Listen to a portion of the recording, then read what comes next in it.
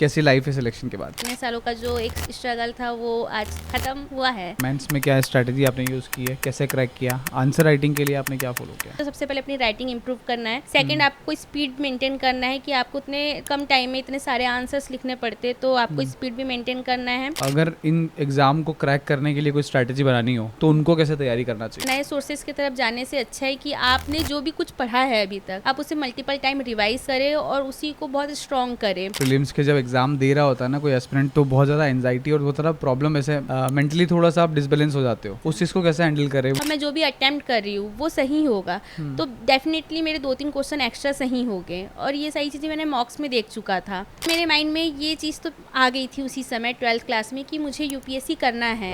नमस्कार everyone, Indian aspirant showcase नए episode में आपका स्वागत है। इस वक्त यूपीएससी की सीरीज़ में हम कई सारे टॉपर्स के साथ में पॉडकास्ट कर रहे हैं, जिसमें हिंदी मीडियम टॉपर्स भी है, इंग्लिश मीडियम टॉपर्स भी है। आज हमारे साथ ऐसी ही एक कहानी है।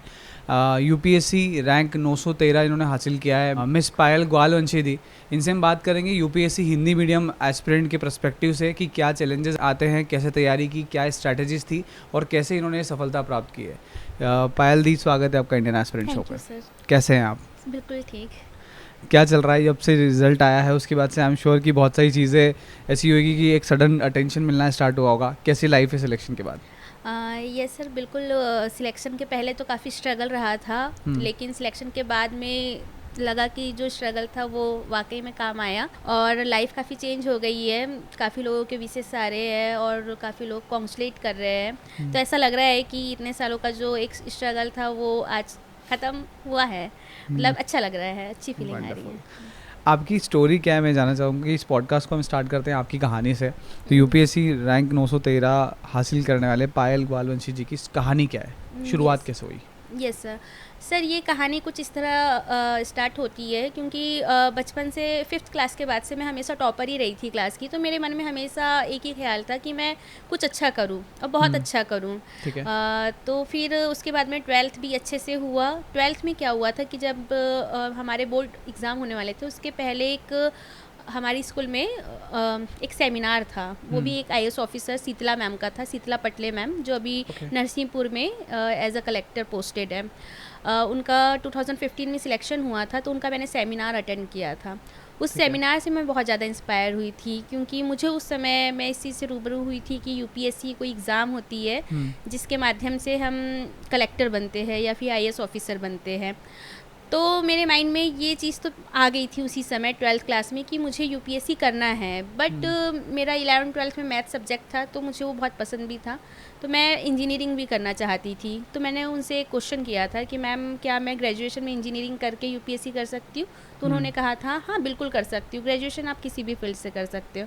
तो ऐसे ही मैंने फिर अपना बीटेक किया और फिर उसके बाद में मैंने सोचा कि जो मेरा पहला गोल था यूपीएससी का, मुझे उसमें काम करना चाहिए। और फिर 2019 में मेरा कॉलेज कंप्लीट हुआ और फिर मैं यूपीएससी में लग गई और फाइनली मुझे 2024 में सक्सेस मिली। वंडरफुल। यूपीएससी में कितने अटेम्प्ट आपने दिए हैं? मतलब ये मेरा 4th अटेम्प्ट था। ये आपका 4th था। हाँ। इससे पहले क्या हुआ, कितनी बार प्रीलिम्स, कितनी बार मेंस निकला है? मैंने जो मेरे प्रीवियस 3 अटेम्प्ट्स थे उसमें मेरा प्रीलिम्स नहीं निकल पा रहा था, तो मेरे लिए सबसे ज़्यादा चैलेंजिंग था प्रीलिम्स ही।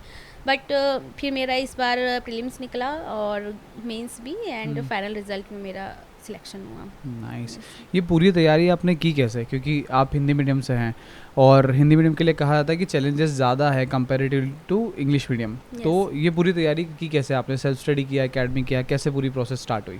सर, इसकी तैयारी कुछ इस तरह स्टार्ट की थी मैंने। जब मेरा कॉलेज कंप्लीट हुआ तो मन में तो इच्छा थी दिल्ली जाने की, बट कुछ फाइनेंशियल प्रॉब्लम होने के कारण मैंने सोचा कि ठीक है अभी मुझे घर से स्टार्ट कर देना चाहिए। फिर मैं घर पे ही रहकर अपनी पढ़ाई स्टार्ट कर दिया मैंने।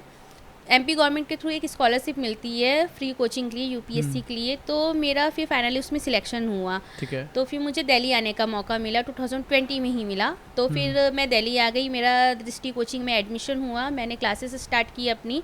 बट फिर मार्च के मंथ में कोविड-19 आ गया, तो फिर मुझे फिर से घर आना पड़ा अपने वापस। 2 महीने की कोचिंग हुई थी मेरी। फिर मैंने सोचा कि ठीक है जो भी हुआ लाइफ में, बट मुझे अपनी पढ़ाई तो कंटिन्यू रखनी ही है। तो फिर मैंने घर से ही अपनी पढ़ाई कंटिन्यू रखी, ऑनलाइन क्लासेस की मैंने, और फिर मैं 2 साल घर पे ही रहकर मैंने पढ़ाई की। 2022 में मैं फिर से दिल्ली गई, क्योंकि मैंने अपना जो अटैम्प्ट घर पे रहकर दिया था उसमें मुझे सक्सेस नहीं मिल पाई थी। तो फिर मैं दिल्ली गई, टेस्ट सीरीज़ लगाया और फिर अपनी जो भी प्रिपरेशन थी उसे और इम्प्रूव किया, और फिर ये मेरा 4th अटैम्प्ट रहा 24 में। ओके। अच्छा, हिंदी मीडियम एस्पिरेंट जो इस वक्त इस पॉडकास्ट को देख रहे हैं, अगर उनको आने वाली है जो अपकमिंग प्रीलिम्स है अभी 1 महीने के बाद आने वाली है, और अगर इन एग्ज़ाम को क्रैक करने के लिए कोई स्ट्रैटेजी बनानी हो तो उनको कैसे तैयारी करना चाहिए? जो भी इस बार एग्ज़ाम देना चाह रहे हैं 2024 का, मेरे लिए उन्हें एक मैसेज रहेगा कि प्रीलिम्स में 2 पेपर होते हैं, एक जीएस का होता है, एक सीसेट का होता है। मोस्ट ऑफ द लोगों के साथ में अब जो प्रॉब्लम आ रही है वो सीसेट की आ रही है। तो अभी जो ये लास्ट 1 मंथ बचा है, इसमें आपको दोनों ही जीएस को भी और सीसेट को बैलेंस करके चलना है। इवन सीसेट को ज़्यादा महत्व देना चाहिए। और अब नए सोर्सेज की तरफ जाने से अच्छा है कि आपने जो भी कुछ पढ़ा है अभी तक, आप उसे मल्टीपल टाइम रिवाइज़ करें और उसी को बहुत स्ट्रॉन्ग करें। और प्रीवियस ईयर के क्वेश्चन पेपर आप एक बार अच्छे से देख सकते हैं, ताकि आप यूपीएससी के माहौल में आ जाए कि यूपीएससी की क्या डिमांड है, उसके जो क्वेश्चन पैटर्न है उस पे आप अपने आप को मैनेज कर सकें। तो बस यही है कि सीसेट और जीएस दोनों को बहुत अच्छे से करना है, ज़्यादा पैनिक नहीं होना है और कॉन्फिडेंटली एग्ज़ाम देना है। जी, जब प्रीलिम्स के 1 महीने पहले और प्रीलिम्स के जब एग्ज़ाम दे रहा होता है ना कोई एस्पिरेंट, तो बहुत ज़्यादा एंजाइटी और बहुत ज़्यादा प्रॉब्लम, ऐसे मेंटली थोड़ा सा आप डिसबैलेंस हो जाते हो। उस चीज़ को कैसे हैंडल करें, वो टेंशन को कम कैसे किया जा सकता है? यस सर, बिल्कुल मेरे साथ में भी यही प्रॉब्लम होती थी। मेरे प्रीलिम्स में फ़ेल होने का भी कारण यही था कि मैं भी काफ़ी एंजाइटी और पैनिक के कारण पेपर हमेशा मतलब गलत ही कर देती थी। बट फिर मैंने अपने इस अटैम्प्ट में अपनी स्ट्रैटेजी चेंज करी और सोचा कि रिज़ल्ट तो सिर्फ 2 ही होना है, आप तो या पास होंगे या फिर फेल होगे। तो मैंने इस चीज़ को एक्सेप्ट कर लिया था। यदि अगर से मैं एंजाइटी के साथ में पेपर देती हूँ तो डेफिनेटली मैं फेल ही होगी, क्योंकि 2-3 क्वेश्चन आप गलत ही करते हैं। बट यदि अगर से मैं कॉन्फिडेंटली पेपर देती हूँ और खुश होकर पेपर देती हूँ, और यदि मैं अपने आप में ये सोचती हूँ कि मैंने जो भी पढ़ा है और मैं जो भी अटैम्प्ट कर रही हूँ वो सही होगा, तो डेफिनेटली मेरे 2-3 क्वेश्चन एक्स्ट्रा सही हो गए। और ये सही चीज़ें मैंने मॉक्स में देख चुका था। ठीक है। तो फिर मैंने यही सोचा, मैंने पेपर को बिल्कुल बहुत ही लाइट मूड में दिया, मैंने कोई भी प्रेशर नहीं लिया, मैं कॉन्फिडेंटली मैंने फर्स्ट पेपर भी दिया, और फर्स्ट पेपर जो जीएस का होता है उसका बिल्कुल भी इफेक्ट मैंने सीसेट में आने नहीं दिया। मैंने सीसेट का पेपर भी बहुत फ्रेश माइंड से बहुत अच्छे से दिया। तो यही है, सभी को यही मैसेज रहेगा कि पेपर में ज़्यादा अगर से आप नर्वस होंगे और एंजाइटी फील करेंगे तो आपकी परफॉर्मेंस हो सकता है कि बहुत डाउन रहे, और यदि आप कॉन्फिडेंटली फील करते हो तो आपकी परफॉर्मेंस डेफिनेटली बढ़ेगी ही। टेस्ट की क्या इंपॉर्टेंस है, क्योंकि आपने बताया कि आप दिल्ली आए थे टेस्ट के लिए? Yes sir. तो टेस्ट की इंपॉर्टेंस क्या है आपके लिए? टेस्ट लगाना किसी एस्पिरेंट के लिए कितना ज़रूरी है और टेस्ट कब लगाना शुरू करना चाहिए? यस सर, टेस्ट सीरीज़ को तो मैं ऐसा देखती हूँ कि प्रैक्टिस मेक परफेक्ट। तो बस मेरे भी माइंड में यही था कि जब आप किसी एग्ज़ाम को अपीयर करने जाते हो तो उसके पहले आप उसकी कितनी बार प्रैक्टिस करते हो। तो मैंने टेस्ट सीरीज़ के माध्यम से यही किया कि मैं बहुत बार, इतने बार टेस्ट लगा चुकी थी मैं कि मुझे बहुत ज़्यादा मैं हैबिचुअल हो गई थी यूपीएससी के अटेम्प्ट करने के लिए। तो वही टेस्ट सीरीज़ की यही इंपॉर्टेंस रहती है कि आप इतनी बार प्रैक्टिस कर लेते कि जब आप एग्ज़ाम हॉल में जाते हो तो आपको कुछ नया नहीं लगता है, क्योंकि आप उस एग्ज़ाम से कई बार गुजर चुके हो। तो टेस्ट पेपर की बहुत ज़्यादा इंपॉर्टेंस रहती है, वो आपके कॉन्फिडेंस को बूस्ट करता है और आपको कुछ नए क्वेश्चन सामने रखता है, जिससे आपको मेन पेपर में हेल्प होती है। और कब लगाना चाहिए टेस्ट? क्योंकि कुछ एस्पिरेंट ऐसे होते हैं जो इनिशियल स्टार्ट करने के 2-3 महीने बाद ही टेस्ट लगाना स्टार्ट हो जाते हैं, और उस समय पे थोड़ा सा डीमोटिवेट हो जाता है क्योंकि मार्क्स इतने अच्छे नहीं आ रहे होते हो। टेस्ट लगाने का सही समय क्या है? यस सर, बिल्कुल। यदि आप, जब आपकी तैयारी अच्छे से नहीं है, फुल तैयारी नहीं है, और आप अगर से आप टेस्ट लगाते हो तो सही है कि आपके कम ही मार्क्स आएंगे, और फिर आप उससे डिमोटिवेट होगे, और जो आपके अंदर जो कॉन्फिडेंस है, जो मोटिवेशन है, वो कंटिन्यू नहीं रहेगा। इसका सबसे सही तरीका जो ये है कि आप पहले अपनी जो स्टैंडर्ड तैयारी है, वो आप जो बेसिक चीज़ें आप उसको कवर कर लीजिए, करंट अफेयर कवर कर लीजिए। जब आपकी फुल प्रिपरेशन हो जाती है तो फिर आप टेस्ट लगाना स्टार्ट करिए। ये प्रीलिम्स के 4-5 महीने पहले से आप स्टार्ट कर सकते हैं, ताकि आप टेस्ट लगा भी सकते हो और उन्हें रिवाइज भी कर सकते हो। तो इसका सही टाइम यही रहता है कि जब आपकी पूरी तैयारी हो चुकी है तब आप टेस्ट लगाना स्टार्ट करें। तो आपको ये चीज़ एनालिसिस करने के लिए अच्छा रहेगा कि हमने जो पढ़ चुका था अब उसमें हमें कितना इम्प्रूवमेंट करना है। बस यही है। ठीक है, अब बात करते हैं आपकी प्रॉपर प्रीलिम्स, मेंस और इंटरव्यू स्ट्रैटेजी पे। हम इन तीनों के बारे में थोड़ा डेप्थ में बात करेंगे, थोड़ा डीप बात करेंगे। प्रीलिम्स को लेकर कैसे तैयारी की है आपने, क्या कंटेंट अवेलेबल था, और अवेलेबल था तो किस रिसोर्स से आपने तैयारी की है, उसके बारे में थोड़ा बताइए। यस सर प्रीलिम्स की तैयारी तो मेरी कुछ इस तरह थी कि मैंने जो बेसिक पहले तो सबसे पहले एनसीईआरटी से स्टार्ट किया था, चूँकि एनसीईआरटी सबसे फंडामेंटल चीज़ें मानी जाती है। तो मैंने सारी एनसीईआरटी अच्छे से रीड की थी। उसके बाद में जो स्टैंडर्ड बुक्स है, जैसे कि सारे सब्जेक्ट वाइज सारी बुक्स पहले से ही डिसाइडेड थी कि लक्ष्मीकांत पढ़नी है, स्पेक्ट्रम पढ़नी है। तो मैंने सब्जेक्ट वाइज जो मेरे एक एक सोर्स थे मैंने उन्हें पहले डिसाइड कर लिया और उन्हें मल्टीपल टाइम मैंने रिवाइज़ किया। फिर थर्ड चीज़ ये आती है कि प्रीवियस ईयर के पेपर आप अच्छे से देखिए। मैंने प्रीवियस ईयर के पेपर भी बहुत अच्छे से देखा और मैंने करंट अफेयर भी, मैं किसी मैगजीन में ज़्यादा डिपेंड नहीं रही, मैं डे वाइज करती थी, जिससे मुझ पर लास्ट में कोई एक्स्ट्रा बर्डन फील ना हो। और करंट अफेयर करने के बाद में मैंने अपने टेस्ट सीरीज़ अच्छे से की और टेस्ट सीरीज़ की मैंने शॉर्ट नोट्स भी बनाई। शॉर्ट नोट्स बनाने का मुझे सबसे ज़्यादा यह फ़ायदा हुआ था कि मुझे लास्ट में जो क्विक रिवीजन करना रहता है उसमें हेल्प हुई। तो इस तरह से मेरी जो प्रीलिम्स की जो तैयारी थी इस अटैम्प्ट में वो काफ़ी अच्छे मोड में चल रही थी। तो मुझे ये कॉन्फिडेंस आने लग गया था कि यदि मैं इसी तरह तैयारी करती रहूँगी तो डेफिनेटली मेरा इस बार प्रीलिम्स निकलेगा ही। तो इस तरह मैंने जीएस की तैयारी की थी। सीसेट में मैंने ऐसा किया था कि मैंने ये आइडेंटिफाई कर लिया था कि कौन से टॉपिक से ज़्यादा क्वेश्चन रिपीट होते हैं, तो मैंने उन सिलेक्टेड टॉपिक में अच्छे से तैयारी की थी। जैसे कि सीसेट में अगर से एप्टीट्यूड की बात की जाए तो प्रोबेबिलिटी, परम्यूटेशन कॉम्बिनेशन और नंबर सिस्टम, तो ऐसे बहुत सिलेक्टेड टॉपिक थे जिसका मैंने ज़्यादा प्रैक्टिस किया और इस तरह से प्रीलिम्स अच्छा रहा था क्योंकि मैंने टेस्ट सीरीज़ भी काफ़ी अच्छे से की थी। तो प्रीलिम्स देने के बाद में मुझे पता था कि मेरा निकलेगा इस बार करके। ओके। और प्रीलिम्स के लिए कितना टाइम अलोकेट करना चाहिए, मतलब कितना टाइम रिक्वायर्ड होता है प्रीलिम्स की अच्छी तैयारी करने के लिए?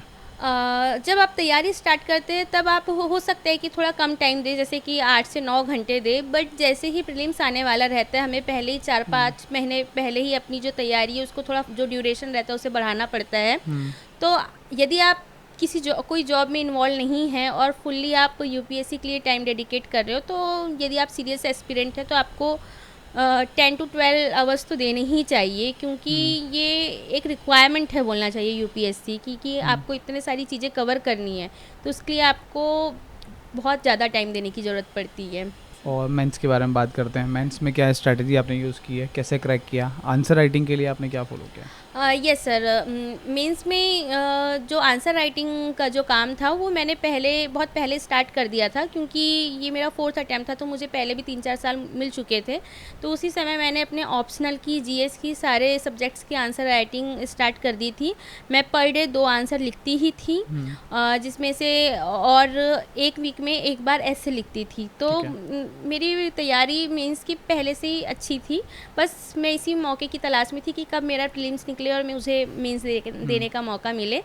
तो बस यही हुआ। और मेंस में यही है कि आपको कंसिस्टेंसी बना के रखनी है। ऐसा नहीं कि आप आज 2 आंसर लिख दिए और फिर 1 सप्ताह तक कि आप कुछ नहीं कर रहे हो। आपको per day consistently daily work करना है, अपने ऑप्शनल को भी उतना ही महत्व देना है, एसए को, एथिक्स को और जीएस के सारे सब्जेक्ट को बराबर महत्व देना है। और मेंस में कुछ चीज़ें बहुत ज़्यादा इंपॉर्टेंस रखती है, जैसे कि आपकी राइटिंग अच्छी होना चाहिए। यदि आपकी राइटिंग अच्छी नहीं है तो आपको पहले तो सबसे पहले अपनी राइटिंग इम्प्रूव करना है। सेकंड, आपको स्पीड मेंटेन करना है कि आपको उतने कम टाइम में इतने सारे आंसर्स लिखने पड़ते हैं, तो आपको स्पीड भी मेंटेन करना है। उसके बाद में जो फॉर्मेटिंग होती है आंसर्स की, वो भी आपको अच्छे से करनी होती है। पॉइंट वाइज लिखना है और क्वेश्चन की डिमांड को समझना है कि एग्जैक्टली क्वेश्चन पूछ क्या रहा है। आपको कुछ भी आंसर नहीं लिखना है, जो क्वेश्चन में पूछा गया है उसी को। तो ये 2-3 चीज़ें जो रहती है वो मेंस में बहुत ज़्यादा मायने रखती है और आपको इसमें पहले से ध्यान देना होता है। तो मेंस में मेरा यही रहा था कि सारी चीज़ों को ध्यान में रखते हुए आंसर्स लिखना और प्रैक्टिस करना। ऑप्शनल क्या था आपका? सर मेरा ऑप्शनल हिंदी लिटरेचर था। Hindi literature, okay. Hindi literature optional की तैयारी आपने कैसे की? सर हिंदी लिटरेचर के लिए विकास सर की जो क्लासेस है वो काफ़ी अच्छी है, सफिशिएंट है। तो मैंने सर की क्लासेस तो ऑनलाइन मोड में मैंने घर पे ही रहकर कर ली थी। क्लासेस करने के बाद में जब मैं दिल्ली वापस आई तो मैंने सारी टेस्ट सीरीज़ कर ली। उसकी जितने भी टेस्ट थे वो मैंने एग्ज़ामिनेशन हॉल में जाके लिखे। तो इस तरह से हिंदी लिटरेचर की तैयारी में ये 2 चीज़ों का बहुत ज़्यादा महत्व होता है। एक तो क्लासेस मैंने सारी कर ली थी और दूसरे सारे टेस्ट पेपर लिख लिए थे। तो ओवरऑल मेरी तैयारी हो चुकी थी हिंदी लिटरेचर की। वंडरफुल। ऑप्शनल चूज़ करना एक बड़ा सवाल होता है एस्पिरेंट के लिए, और इसमें बहुत सारी एनालिसिस करने की ज़रूरत होती है कि आप कौन सा आपके लिए सही है, किस में आप अच्छा परफॉर्म कर सकते हो, किस में नहीं। Yes sir. तो ये कैसे डिसाइड किया कि हिंदी लिटरेचर ही करना है, या किसी अगर कोई एस्पिरेंट है जिसको अब ऑप्शनल डिसाइड करना है तो उसको किस पैरामीटर पे ऑप्शनल डिसाइड करना चाहिए? यस सर, ये क्वेश्चन सबसे ज़्यादा इंपॉर्टेंट रहता है, क्योंकि जब मैं दिल्ली एडमिशन करवाने के लिए आई थी तब तक मेरे माइंड में ज्योग्राफी, मैंने सोचा था कि मुझे ज्योग्राफी लेना है। बट जब मैं एडमिशन करवा रही थी, मैंने जो पहला फॉर्म भरा था वो मैंने ज्योग्राफी से ही भरा था, बट इंस्टेंट में मेरे माइंड में क्लिक किया, या फिर हो सकता है कि कोई सिग्नल आया माइंड में कि मैंने पहले एनालिसिस कर लिया था कि ऑप्शनल चूज़ करने के पहले बहुत सारी चीज़ें देखनी पड़ती है कि कौन से ऑप्शनल में आपको ज़्यादा स्कोर मिल रहे हैं, कौन से ऑप्शनल का सिलेबस कितना सही है, छोटा है कि बड़ा है, कितने जल्दी कंप्लीट हो सकता है। तो इन सारी पर्सपेक्टिव से जब मैंने ज्योग्राफी को एनालिसिस किया था तो मुझे पता था कि इसमें कम मार्क्स आते हैं, बट कहीं ना कहीं माइंड में ऐसा था कि इंटरेस्ट भी मायने रखता है, तो मैंने इंटरेस्ट के बेसिस में मैंने ज्योग्राफी ऑप्ट करने की सोची थी। बट फिर माइंड में एक चीज़ क्लिक किया कि यूपीएससी निकालना है तो मार्क्स बहुत ज़्यादा मायने रखते हैं, और फिर तुरंत मैंने डिसाइड किया कि मुझे अब हिंदी लिटरेचर लेना चाहिए, क्योंकि मेरा हिंदी लिटरेचर में भी इंटरेस्ट था, बट मैं थोड़ा ज्योग्राफी की तरफ शायद मैंने उसको पहले पढ़ना स्टार्ट किया था, तो उसमें मुझे ज़्यादा इंटरेस्ट आ रहा था। बट मैंने सोचा नहीं, अब मुझे हिंदी लिटरेचर लेना चाहिए क्योंकि इसमें मार्क्स अच्छे आते हैं और इम्पॉर्टेंट तो मार्क्स की रहती है। तो फिर मैंने फर्स्ट फॉर्म को कट किया और फिर मैंने सेकंड फॉर्म इंस्टेंट में ही वहाँ पे डिसाइड किया, और मैंने हिंदी लिटरेचर का फॉर्म भरा, और इस तरह मैंने वहाँ पे डिसाइड किया। तो कुछ पैरामीटर्स रहते हैं ऑप्शनल चूज़ करने के। फर्स्टली ये कि आपका इंटरेस्ट होना चाहिए, उससे ज़्यादा इंपॉर्टेंट ये रखता है कि उसमें स्कोर कैसे मिल रहे हैं, क्योंकि एट द लास्ट टाइम आपका सिलेक्शन स्कोर से ही होने वाला है। यदि उसमें अच्छे मार्क्स मिल रहे हैं तो आपको डेफिनेटली वो सब्जेक्ट को लेकर चलना चाहिए। और हिंदी मीडियम में आपको ये भी रिजल्ट देखना चाहिए कि कौन से ऑप्शनल से ज़्यादा सिलेक्शन हो रहे हैं। और अभी यदि प्रेजेंट की सिचुएशन देखा जाए तो हिंदी लिटरेचर से अच्छे सिलेक्शन होते हैं, most of the selection Hindi literature से होते हैं। तो बस यही है कि आप ऑप्शनल चूज़ करने से पहले थोड़ा टाइम दीजिए, क्योंकि बोला जाता है कि ऑप्शनल सबसे बड़ा पार्ट होता है पूरी यूपीएससी जर्नी का। तो ऑप्शनल डिसाइड करने के पहले आपको बहुत सोच समझ के कदम उठाना चाहिए। राइट। अब इंटरव्यू की बात करते हैं। इंटरव्यू के ऊपर मेरे को थोड़ा डीप बात करना इसलिए पसंद है क्योंकि इंटरव्यू में हर किसी के अपने अलग ऑब्जर्वेशन होते हैं, हर किसी का अपना एक अलग एक्सपीरियंस होता है, क्योंकि मेंस का पेपर सबके लिए सेम है और सबको आंसर अपने तरीके से लिखना है। यहाँ पे क्वेश्चन भी अलग होंगे, आंसर भी अलग होंगे, ऑब्जर्वेशंस भी अलग होंगे। इंटरव्यू में आपने क्या ऑब्जर्व किया है? यस सर, इंटरव्यू मुझे 184 मार्क्स मिले हैं, और ये मतलब शायद हिंदी मीडियम में सेकंड हाईएस्ट मार्क्स हैं। तो इंटरव्यू के लिए जो मेन ऑब्जर्वेशन और मेन प्रिपरेशन जो रहती है वो यही है कि आपके पास में जितना नॉलेज है, जितना भी आपने यूपीएससी जर्नी में जो भी पढ़ा है, आप उसको कितने अच्छे से रिप्रेजेंट करते हैं।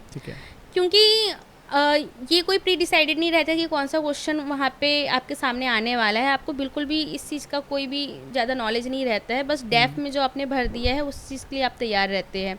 तो इंटरव्यू के लिए आपको अपनी पर्सनालिटी को एज अ ऑफिसर पहले से प्रिपेयर करनी है। जब आप वहाँ पे पैनल के सामने बैठते तो आप एक एस्पिरेंट के साथ साथ एक फ्यूचर के एक ऑफिसर के रूप में भी बैठे रहते हैं। और जो पैनल रहती है उनकी डिमांड भी ये रहती है कि आप एज अ ऑफिसर आंसर दें।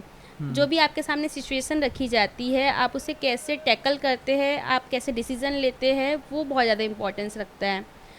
तो इंटरव्यू प्रिपरेशन में मेरा यही था कि मेरे पास में जो भी नॉलेज है मुझे उसे अच्छे से कम्युनिकेट करना है। तो मैंने कुछ इस तरह से तैयार किया था कि पहले तो मैंने अपना डेफ बहुत अच्छे से तैयार कर लिया था, जो डिटेल एप्लीकेशन फॉर्म होता है उसमें जो भी मैंने इन्फॉर्मेशन अपनी डिस्ट्रिक्ट से रिलेटेड, स्टेट से रिलेटेड और अपनी एकेडमिक्स से रिलेटेड जो भी इन्फॉर्मेशन थी उसे गैदर कर लिया था, प्रिपेयर कर लिया था। और अपने कॉन्फिडेंस को बूस्ट करने के लिए मैंने मॉक्स भी काफ़ी दिए थे, 15 अराउंड मैंने मॉक्स दिए थे, जिससे मैं उस मतलब एटमॉस्फेयर से काफ़ी बार गुजर चुकी थी, तो मुझे कॉन्फिडेंस आ गया था और फीडबैक भी अच्छा खासा रहा था। तो जब मैं फ़ाइनल इंटरव्यू देने के लिए पहुंची तो वहाँ पे भी काफ़ी अच्छा एक्सपीरियंस रहा, मुझसे काफ़ी अच्छे क्वेश्चन किए गए थे और मेरे कुछ आंसर्स बहुत अच्छे थे जिन्होंने मुझे और मोटिवेट किया था वहाँ पे। मोस्ट ऑफ द लोगों का जो इंटरव्यू है वो 25 to 30 मिनट्स का चलता है, बट मेरा 40 to 45 मिनट्स का चला था। हाँ, तो ये बहुत ज़्यादा इंपॉर्टेंस रखता है कि आप अपने पैनल को अपनी बातों से कितना ज़्यादा प्रभावित करते हैं और कितने देर तक वो आपके साथ में टाइम एक्सपेंड करना चाहते हैं।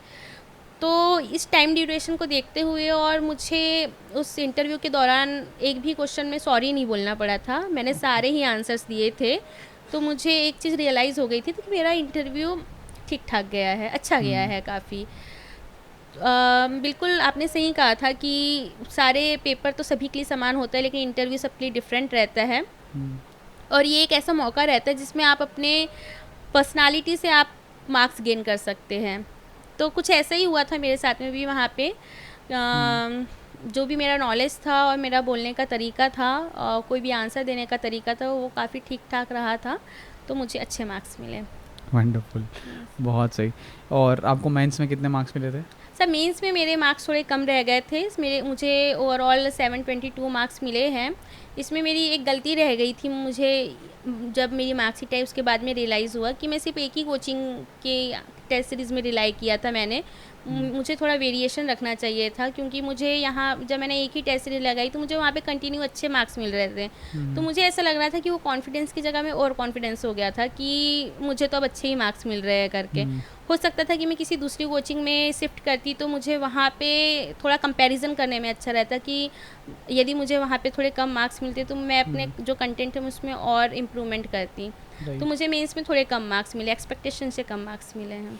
अच्छा, हिंदी मीडियम एस्पिरेंट्स लोग मेजोरिटी ऑफ एकेडमी प्रीफर करते हैं कि कोचिंग ज्वाइन करें, क्योंकि कंटेंट अवेलेबल नहीं है उतना ज़्यादा, रिसोर्सेज इतने ज़्यादा अवेलेबल नहीं है, तो वो चैलेंज होता है। आपके अकॉर्डिंग क्या किसी हिंदी मीडियम एस्पिरेंट को एकेडमी ज्वाइन करनी चाहिए, नहीं करनी चाहिए, इसके ऊपर आपका क्या ओपिनियन है? सर मुझे लगता है कि सबकी अलग अलग रिक्वायरमेंट रहती है, सबकी अलग अलग नीड रहती है, किसकी प्रिपरेशन लेवल कितना है, क्या बैकग्राउंड रहा है, ये बहुत ज़्यादा डिपेंड करता है। मेरे साथ में ऐसा हुआ था कि मुझे भी ये मतलब माइंड में ये था कि कोचिंग या कोई इंस्टीट्यूट मुझे ज्वाइन करना चाहिए। और शायद ये इसलिए था कि मेरा बैकग्राउंड थोड़ा गवर्नमेंट स्कूल और हिंदी मीडियम से था, तो मुझे ऐसा लग रहा था कि मैं यूपीएससी के लेवल की नहीं हूँ अभी, और मुझे काफ़ी तैयारी की और एक सही गाइडेंस की ज़रूरत है। तो ये सारी चीज़ें मेरे माइंड में थी, और फिर लकीली मेरा सिलेक्शन भी हुआ फ्री कोचिंग के लिए, और मैंने फिर कोचिंग ज्वाइन किया। बट अनफॉर्चुनेटली मुझे 2 महीने के बाद में ही अपने घर वापस आना पड़ा, तो उसकी फिर कोई महत्व नहीं रह गया था कि मैंने कोचिंग ज्वाइन किया है। घर पे आने के बाद में मुझे फिर से रिस्टार्ट करना पड़ा और सारी चीज़ें सेल्फ से स्टार्ट करनी पड़ी। तो कहना चाहिए तो मैंने दोनों फेस देखे हैं, एक कोचिंग के वो 2 महीने का एक्सपीरियंस भी रहा है, और घर पे रहकर 2 साल तैयारी करने का भी एक्सपीरियंस रहा है। तो मुझे लगता है कि इन सारी चीज़ों में ज़्यादा टाइम वेस्ट नहीं करना चाहिए कि हमें कोचिंग ज्वाइन करनी है या नहीं करनी। यदि आपके पास में आप फाइनेंशियली स्ट्रांग हो और यदि आपके पास में सारे रिसोर्सेस है तो आप ज्वाइन कर सकते हो। बट यदि आपके पास में नहीं है तो भी आप घर पे रहकर सेल्फ स्टडी से अच्छे से तैयारी कर सकते हैं। काफ़ी एक्सपीरियंस जो रहते बस इन्हीं कुछ क्वेश्चन में अपने आप को बहुत ज़्यादा उलझा के रखते हैं और काफ़ी फ्रस्ट्रेट होते हैं। मेरा बस यही मानना है कि आपके पास में जो भी सिचुएशन है उसके अकॉर्डिंग आपको वर्क करना है और अपनी तैयारी को कंटिन्यू रखना है, ना कि अपने आप को ज़्यादा कंफ्यूज करना है। क्योंकि अगर हम देखें तो एस्पिरेंट के ज़्यादातर जो सवाल होते हैं वो यही है कि एनसीईआरटी की तैयारी करें ना करें, कोचिंग ज्वाइन करें ना करें, लाइब्रेरी ज्वाइन करें ना करें। यस सर, आई थिंक ये पर्सनल एक इंडिविजुअल पर डिपेंड करता है कि उनको करना है। यस सर, बिल्कुल हर किसी की अलग अलग, क्योंकि यूपीएससी की तैयारी में ऐसा नहीं है कि एक सभी के लिए एक ही सिचुएशन है, सबकी अलग अलग सिचुएशन रहती है। करेक्ट। यदि किसी का नॉलेज पहले से ही बहुत स्ट्रॉन्ग है, यदि उसे कहीं और से कोई गाइडेंस मिल रहा है तो वो उसके बेसिस में भी अपनी तैयारी कर सकता है। क्योंकि मेरा मानना है कि कोचिंग, यदि आपके पास में बिल्कुल भी नॉलेज नहीं है तो फिर कोचिंग तो बहुत अच्छा ऑप्शन है कि वो आपको एक सही गाइडेंस देगा। बट यदि आपके पास में सारी चीज़ें हैं, आपको बहुत अच्छे से समझ है यूपीएससी की, तो बस आपको पढ़ाई करनी है। और सेल्फ स्टडी के बराबर तो मुझे लगता है कोई दूसरा चीज़ नहीं है। आप सबसे अच्छा अपना एनालिसिस आप स्वयं ही कर सकते हैं, अपना इवैल्यूएशन आप खुद ही कर सकते हैं। तो यही है एक सही तरीका कि आप अपनी तैयारी को, अपनी सेल्फ स्टडी को ज़्यादा महत्व दो। अच्छा, हिंदी मीडियम के लिए चैलेंजेस बहुत सारे हैं और जिसके लिए आई फील की बात होती रहती है कि हिंदी मीडियम के लिए चुनौतियाँ क्या थी, परेशानियाँ क्या थी। मुझे भी उस बारे में बात करना है, बट पहले मैं जानना चाहूँगा हिंदी मीडियम के लिए या आपकी प्रिपरेशन लाइफ में सबसे बेस्ट पार्ट क्या थी, मज़ा सबसे ज़्यादा किस चीज़ में आया है? सर हिंदी मीडियम की, अगर से हिंदी मीडियम स्टूडेंट्स की बात की जाए, और मेरे लिए जो बेस्ट रहा था ये था कि चूँकि मैं एक गवर्नमेंट स्कूल से पढ़कर आई थी, एक हिंदी माध्यम स्कूल से पढ़कर आई थी, तो उस समय भी मैंने अच्छा परफॉर्म किया था, तो यूपीएससी में मैं आई थी, तो मेरे माइंड में कभी ये नहीं रहा कि हिंदी मीडियम से कि इंग्लिश मीडियम से। मेरे माइंड में हमेशा यही रहा था कि हम एक स्टूडेंट हैं और सेम अपॉर्चुनिटी हमारे सामने भी है। उस समय बस मेरा ये था कि अपनी मेहनत और अपनी जो कंसिस्टेंसी उसके बदौलत मुझे करना है। मैं करती रहती थी, अपनी तैयारी करते रहती थी और मुझे अच्छा रिजल्ट मिलता था तो मैं खुश हो जाती थी। मुझे लगता था कि मीडियम कोई ऑब्स्टेकल नहीं है, आपका नॉलेज सबसे बड़ी स्ट्रेंथ है आपकी।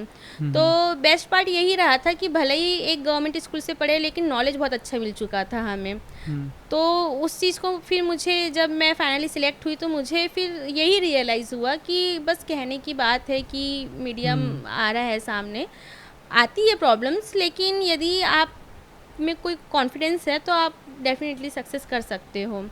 तो वही जो भी नॉलेज था मैंने उसका सही सही यूटिलाइजेशन किया और फाइनली सक्सेस मिली अच्छे से। बट क्या फिर आपको इसको आप इस तरह से नहीं देखते हो कि इंग्लिश मीडियम के क्योंकि इतने मेजर सिलेक्शंस होते हैं, हिंदी मीडियम के बहुत कम सिलेक्शंस हो रहे हैं यूपीएससी में लगातार हर साल, तो क्या ये देख के आपको ये नहीं लगा कि यार ये तो एक थोड़ा सा चैलेंजिंग ज़्यादा हो जाएगा हिंदी मीडियम के लिए? क्या उस चीज़ का कभी डर रहा है? ये सर बिल्कुल, इस बार का रिजल्ट तो और भी कम रहा है। 42 स्टूडेंट्स हिंदी मीडियम से सिलेक्ट हुए हैं।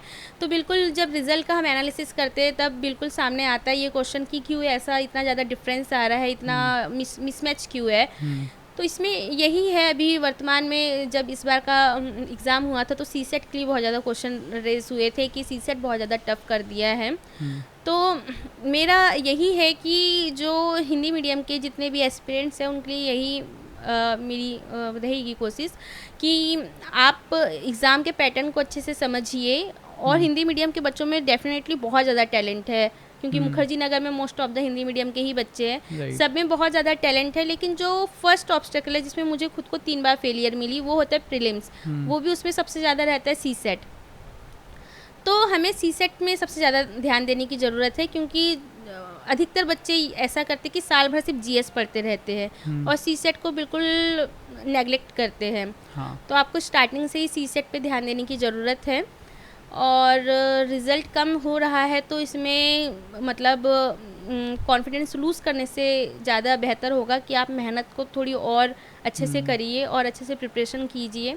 जो चीज़ों में ज़्यादा ध्यान देने की ज़रूरत है जैसे कि सीसेट, तो इस पे ज़्यादा ध्यान दीजिए और प्रीलिम्स पास करके फिर मेंस में तो अच्छा करते ही है स्टूडेंट, मतलब हिंदी मीडियम के भी स्टूडेंट।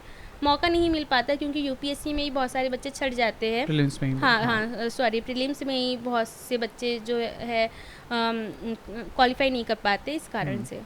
क्या आपको लगता है कि इसका एक मेजर कारण ये भी क्योंकि जब हम इंग्लिश मीडियम एस्पिरेंट को देखते हैं तो वो आईआईटी कोई क्रैक कर रहा है, कोई बीटेक कर रहा है, बी कर रहा है, एमबीए से वो लोग आते हैं, तो क्या आपको लगता है कि इंग्लिश मीडियम एस्पिरेंट क्योंकि कंटिन्यूसली किसी न किसी एंट्रेंस एग्जाम का पार्ट रहे होते हैं और उसको क्रैक कर दिया होता है तो उसको वो कॉम्पिटिशन की आदत हो जाती है? वहीं जो ऑन दी अदर हैंड अगर हिंदी मीडियम का कोई एस्पिरेंट है तो मैक्सिमम ऐसे एस्पिरेंट है जो 12th के बाद या ग्रेजुएशन के बाद पहली बार किसी कॉम्पिटिटिव एग्जाम को अपेयर कर रहे हैं। क्या आपको लगता है ये एक कारण है जिसकी वजह से भी?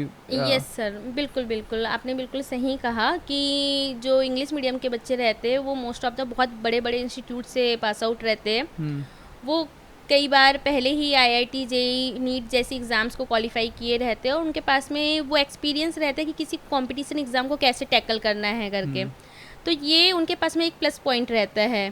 और वहीं अगर से हम हिंदी मीडियम के स्टूडेंट्स को देखें तो मतलब वैसे ही उनकी स्कूलिंग काफ़ी मतलब सामान्य स्कूल से रहती है। उसके बाद में ग्रेजुएशन भी उतना स्ट्रॉन्ग नहीं रहता है, बीएससी या बीए सब्जेक्ट से पास आउट रहते हैं। तो कहीं ना कहीं वो जो कंपटीशन एग्ज़ाम को क्वालिफाई करने का जो एक एक्सपीरियंस रहता है उसकी कमी रहती है। ये सारी सिचुएशन हमारे साथ में भी थी, बट इसका बस एक ही तोड़ है कि आपको यदि आपने कभी फेस नहीं किया है तो आप घर पे ही रह के उससे बार बार फेस कीजिए। हो सकता है कि आपने कोई एंट्रेंस एग्ज़ाम नहीं दिया है, कोई कंपटीशन एग्ज़ाम नहीं दिया है, बट ठीक है, जो हो चुका है सो हो चुका है। बट अब आगे जो होने वाला है वो आपके हाथ में है। आपको यूपीएससी की तैयारी करना है तो यूपीएससी के इतने सारे पेपर्स अवेलेबल है, टेस्ट सीरीज अवेलेबल है, आप जाइए इंस्टीट्यूट में और आप उसकी तैयारी कीजिए तो आप क्वालिफाई कर सकते हैं। बस यही है कि पछताने से अच्छा है कि हम कुछ करें तो ज़्यादा बेनिफिशियल रहेगा। जो चीज़ें हो चुकी है वो पास्ट में जो चीज़ें हो चुकी है उसे तो हम चेंज नहीं कर सकते, बट डेफिनेटली हमारा प्रेजेंट और फ्यूचर हमारे हाथ में है। अब जो हमें अपॉर्चुनिटी मिली है उसका सही यूटिलाइजेशन करें और जो कमी रह गई है बस उसी में सुधार करें, बस यही है मेरा। सबसे ज़्यादा चैलेंजिंग आपके लिए क्या था इस पूरी प्रोसेस के अंदर? सर सबसे ज़्यादा चैलेंजिंग तो वही प्रीलिम्स का था कि प्रीलिम्स क्वालिफाई नहीं हो पा रहा था बिल्कुल। पहले से स्कूल टाइम तक टॉपर रही थी तो माइंड में बस यही आता था कि मैं इतनी बेवकूफ़ हो चुकी हूँ कि मुझसे एक एग्ज़ाम नहीं निकल पा रही है। हमेशा बस माइंड में यही रहता था कि क्यों नहीं हो पा रहा है, क्यों नहीं हो पा रहा है। बहुत ज़्यादा स्ट्रेस, बहुत ज़्यादा डिप्रेशन फील होने लग गया था क्योंकि 3 बार कंटिन्यूली मुझे फेलियर मिल रहा था। फिर मैंने सोचा कि इतने साल की मेहनत हो चुकी है तो क्यों ना एक बार और ट्राई किया जाए। तो मैंने इस अटेम्प्ट को बिल्कुल सोचा ही था कि अब मुझे इसमें बिल्कुल 100% देना है। सक्सेस हुई तो ठीक, अदरवाइज़ मैं किसी और फील्ड में मूव कर लूँगी। ओके।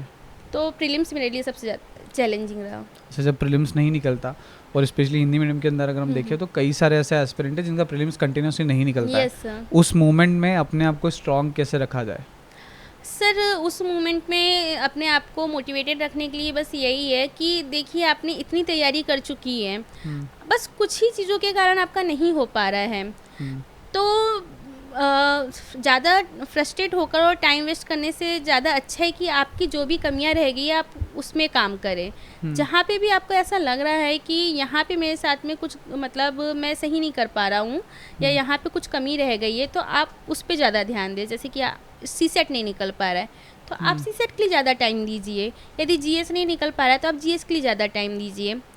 तो बस यही है क्योंकि आपने इतनी मेहनत की है तो थोड़ी सी मेहनत से आपको डरना नहीं है, बल्कि उस कमी को पूरी करके आगे बढ़ना है।